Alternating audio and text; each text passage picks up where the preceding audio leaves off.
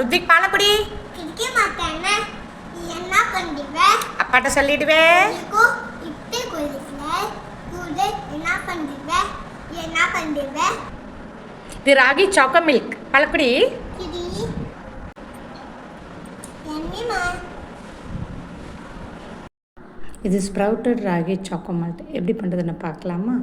அங்கே பார்க்கலாம். நல்லா கேழ்வரகு எடுத்து அது தண்ணியில் நல்லா வாஷ் பண்ணிவிட்டு ஓவர் நைட் வந்து தண்ணியில் ஊற வச்சிடணும். இதே மாதிரி கம்பும் எடுத்து நல்லா வாஷ் பண்ணிவிட்டு அதுக்கப்புறம் ஓவர் நைட்டு தண்ணியில் ஊற வச்சுட்டு 2 days மொளை கொட்டணும். இது ஃபஸ்ட்டு டே கம்பும் இது கேழ்வரகும். இது செகண்ட் டே பாருங்கள் எப்படி இதாக இருக்குன்ட்டு.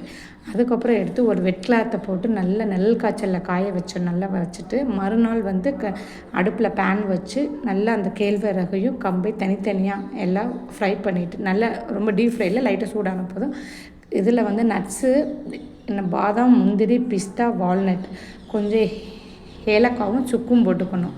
அதுக்கப்புறம் மக்கானா தனியாக அதோடு சேர்த்து மிக்ஸ் பண்ணாமல் தனியாக எல்லாம் இது பண்ணிவிட்டு மிக்சியில் கிரைண்ட் பண்ணி அதை ஜலிச்சு எடுத்துக்கோங்க. இதுக்கப்புறம் இல்லை கொக்கோ பவுடர் சேர்த்துக்கோங்க, நல்லா என்ஹான்ஸ் பண்ணி கொடுக்கும்.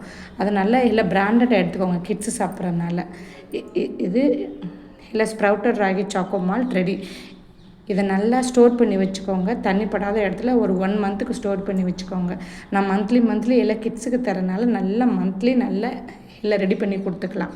ஓகே, இதை ஒரு டைம் நீங்கள் ட்ரை பண்ணி பாருங்கள். ஸ்ப்ரவுட்டட் ராகி சாக்கோ மால்ட் எல்லாம் வீட்லேயே ரெடி பண்ணி கொடுங்க. நீங்களே ட்ரை பண்ணி பார்த்துட்டு எனக்கு சொல்லுங்கள்.